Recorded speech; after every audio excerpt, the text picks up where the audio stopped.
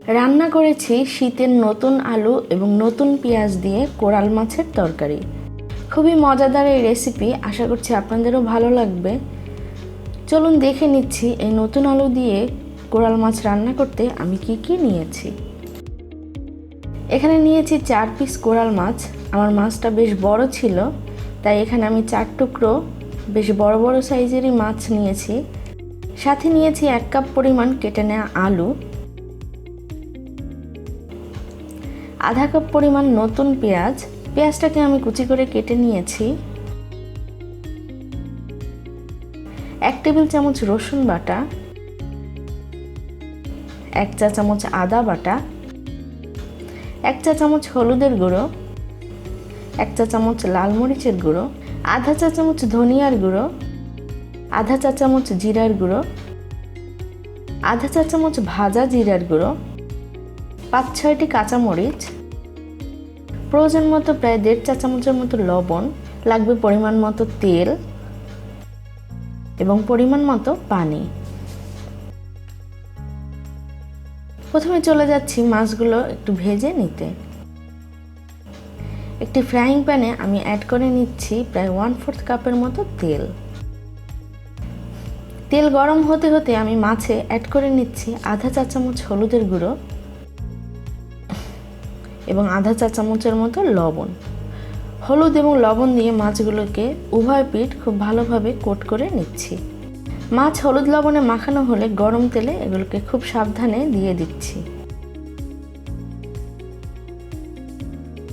মাছগুলোর একটা পাশ প্রায় 4 থেকে 5 মিনিট একটু হালকা বাদামি করে ভেজে নিয়ে উল্টিয়ে দিচ্ছি।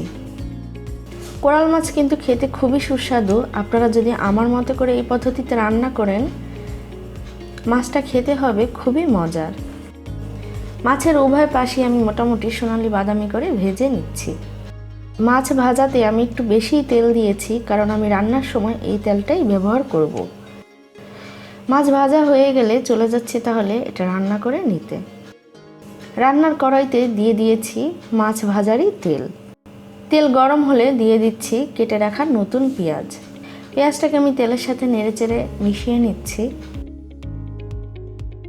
এখানে কিন্তু আমি বাজারের নতুন পেঁয়াজ পাতার সাথে যে পেঁয়াজ, সেই পেঁয়াজই ব্যবহার করছি।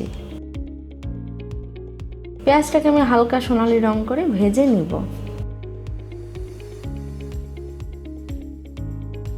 পেঁয়াজ হালকা ভাজা হয়ে আসলে এখানে দিয়ে দিচ্ছি রসুন বাটা, সেই সাথে আদা বাটা। আদা রসুনটাকে পেঁয়াজের সাথে নেড়েচেড়ে মিশিয়ে নিচ্ছি। বাকি মশলাগুলো অ্যাড করার জন্য দিয়ে দিচ্ছি সামান্য পরিমাণ পানি। পানিটাকে দিয়ে আদা রসুন পেঁয়াজের সাথে একবার নেড়ে মিশিয়ে নিচ্ছি। এবারে এখানে দিয়ে দিচ্ছি হলুদের গুঁড়ো, লাল মরিচের গুঁড়ো, ধনিয়ার গুঁড়ো, কাঁচা জিরার গুঁড়ো। মশলাগুলো দিয়ে পেঁয়াজের সাথে নেড়েচেড়ে মিশিয়ে নিচ্ছি। এই মশলাগুলোকে আমি একটু ভালো করে কষিয়ে নিব, যাতে এর থেকে কাঁচা গন্ধটা একদমই দূর হয়ে যায়। আর মশলা থেকে তেল আলাদা হয়ে আসলেই বুঝতে হবে মশলাগুলো কষানো হয়ে গিয়েছে। তেল মোটামুটি আলাদা হয়ে এসেছে, তাই এবারে দিয়ে দিচ্ছি কেটে ধুয়ে রাখা আলু। আলুটাকে মশলার সাথে নেড়েচেড়ে ভালোভাবে মিশিয়ে নিচ্ছি।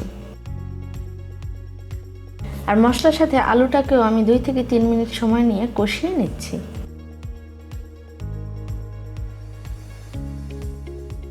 আলুতে দিয়ে দিচ্ছি সামান্য পরিমাণ পানি, অর্থাৎ আলুটাকে আমি একটু সিদ্ধ করে নিব।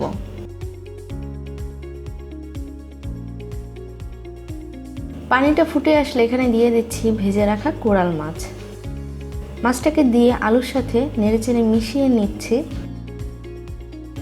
এবং এরপরে এটাকে ঢেকে দিচ্ছি 2 থেকে 3 মিনিটের জন্য।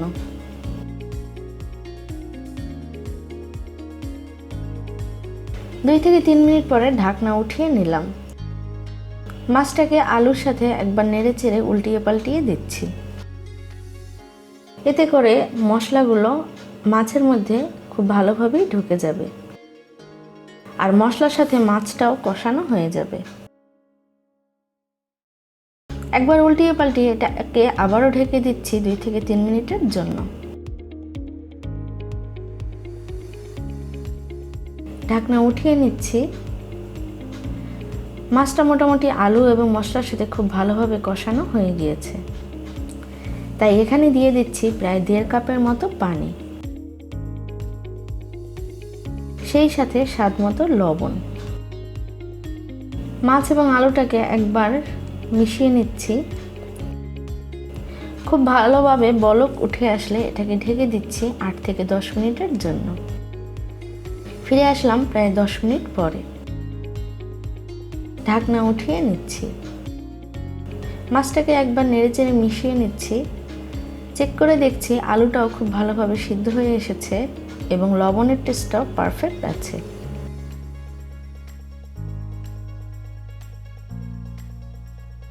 দিয়ে দিচ্ছি এখানে ভাজা জিরার গুঁড়ো, সেই সাথে আস্ত কয়েকটা কাঁচামরিচ। জিরার গুঁড়ো এবং কাঁচামরিচ দিয়ে মাছের সাথে একবার নেড়ে মিশিয়ে নিচ্ছি।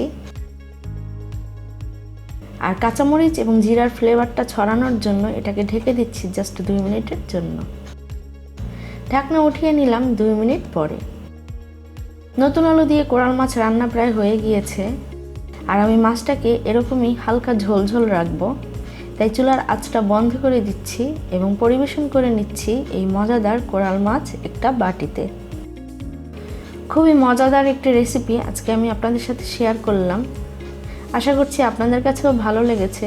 যদি ভালো লেগে থাকে তাহলে সাবস্ক্রাইব করুন নিয়ান্স কুকিং ডায়েরি চ্যানেলটিকে, এবং নিয়ান্স কুকিং ডায়েরি চ্যানেলটি সাবস্ক্রাইব করে এর পাশের বেল বাটনটি ক্লিক করতে ভুলবেন না। এতে করে আমি যখনই কোনো ভিডিও পোস্ট করব আপনি সাথে সাথেই নোটিফিকেশন পেয়ে যাবেন। আমাদের দেশীয় আরও অনেক মাছের রেসিপি কিন্তু আমার চ্যানেলে দেয়া আছে, যেগুলোর লিঙ্ক এন্ড স্ক্রিন এবং ডিসক্রিপশন বক্সে দেওয়া থাকবে। চলে আসবো আবারও কোনো নতুন রেসিপি নিয়ে। ভালো থাকুন, সুস্থ থাকুন।